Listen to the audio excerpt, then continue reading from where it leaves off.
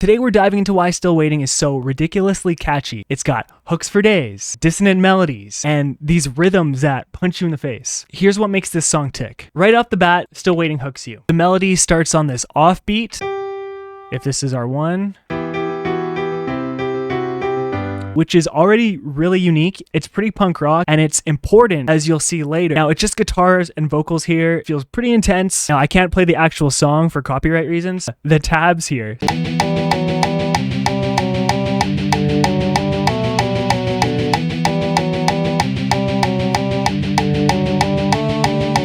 And then it jumps into these guitars.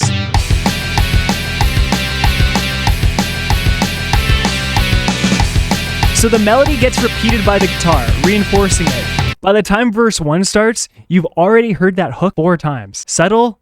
No. Effective? Absolutely. Repetition is one of the keys to a melody getting stuck in your head. Now, let's talk the melody. So it starts on this G. It bounces between the G and this F sharp.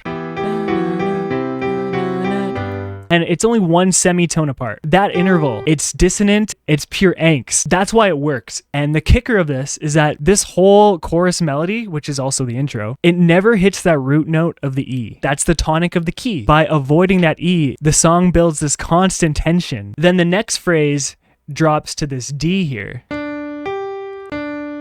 This big interval to keep it interesting, and it gives us this descending run afterwards from the A to the D. And on the repeat, they spice it up by adding this F sharp, creating this cool ascending variation. Now, the rhythm of this is where I really nerd out. It starts on the 2, and it adds this punch and attitude, especially when it lines up with the snare.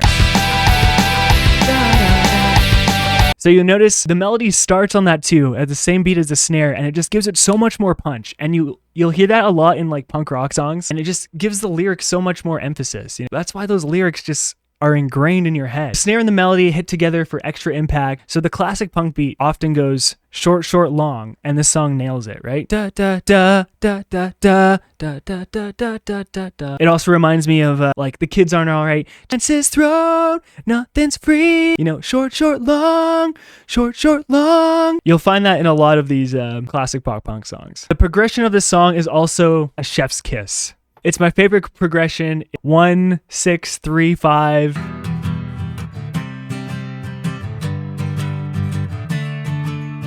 Nostalgic, emotional, rent-free in your head. And there's so many different voicings you can do with those chords. You'll find these chords in any like really sappy, emotional pop song. You'll find it in a lot of Chilio songs, actually. What do we use it of? All I See, Guarantee, Wallflowers. Whenever you're feeling sad, you play that chord progression and the truth just comes out, man. Of course, when Chilio does it, we try to like jazz it up with some voicings for the chord. This is my Tajima Juninho acoustic signature, and it's got this built-in reverb and delay. It's fucking sick. Delay's a little much for the chords right now.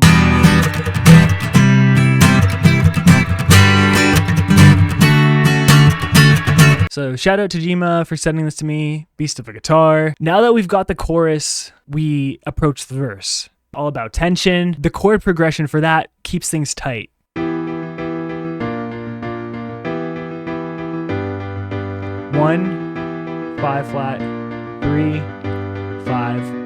It's not a huge interval jump if you compare these two chord changes. You go from 1 to the 5 versus 1 to the 6. As this descends to the 3, we have this huge jump back from the 5 down to the 1. And it's a lot of bouncing back and forth. It creates even more tension. And if you combine that with the yelling vocals and the short, sharp phrases, you just got this raw frustration.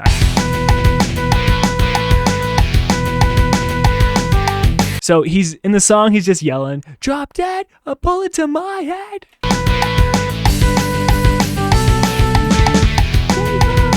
And there is a little bit of melody that he actually sings in there.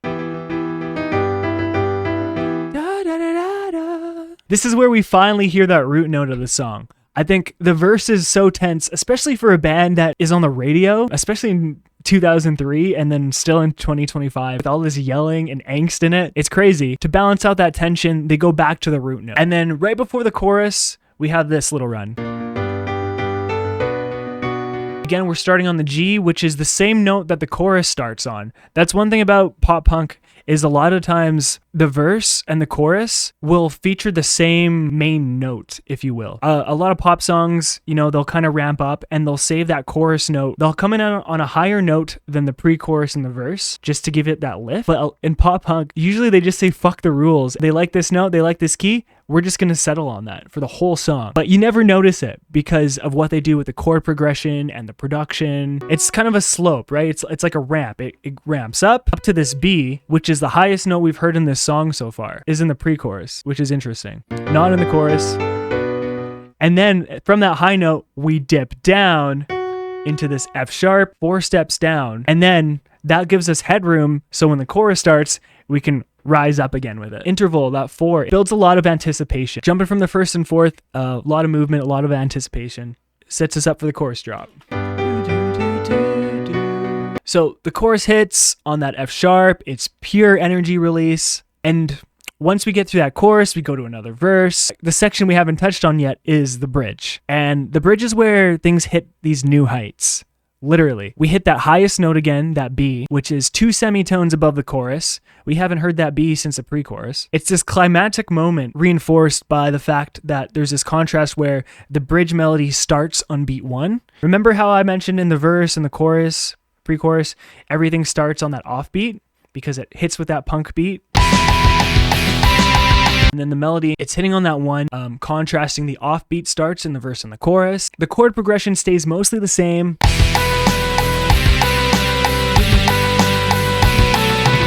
But it has just this little ascending to give it some more tension, just to fuck with your memory a little bit. Subtle, keeps the energy rising. Well, so there you have it. The offbeat starts, the dissonant intervals, these killer rhythms, and really clever progressions. Now, when it comes to songwriting, what can we take away from that? 1, try starting your lyrics and melodies on the snare rather than, on beat 1 all the time, right? We can also take a look at how a bridge doesn't necessarily have to have an entirely new progression.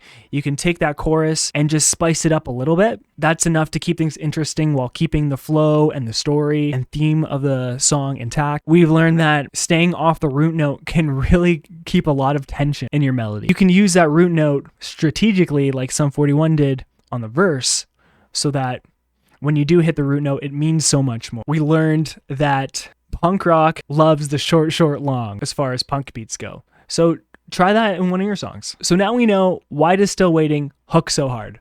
So if you enjoyed this breakdown, let me know what song I should break down next. It's fun to just nerd out, dive into these things. Anyways, thank you guys so much for hanging. Talk to you soon.